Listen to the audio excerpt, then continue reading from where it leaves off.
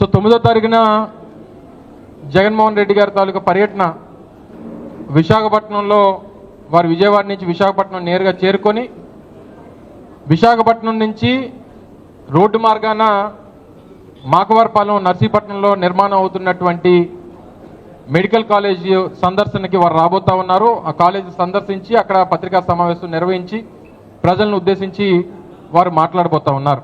Visakhapatnam airport అంటే west constituency, తర్వాత గాజువాక, తర్వాత పెందుర్తి, అనకాపల్లి, యలమంచిలి, నర్సీపట్నం.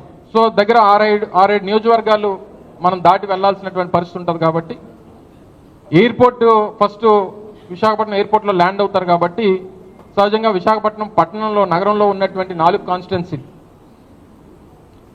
గాజువాక నియోజకవర్గం హెడ్ క్వార్టర్లో వారు రిసీవ్ చేసుకుంటారు. కాబట్టి సౌత్ కానీ, నార్త్ కానీ, ఈస్ట్, అలాగే వెస్ట్లో ఒక పార్ట్, భీమిలి కాన్స్టిట్యున్సీలు విశాఖపట్నం జిల్లాకు సంబంధించినటువంటి ఈ కాన్స్టిట్యున్సీకి సంబంధించినటువంటి నాయకత్వం అంతా కూడా ఎయిర్పోర్ట్కి వచ్చి వారిని సాధారణంగా స్వాగతం పలకాలనేటువంటిది పార్టీ తాలూకా ఆలోచన.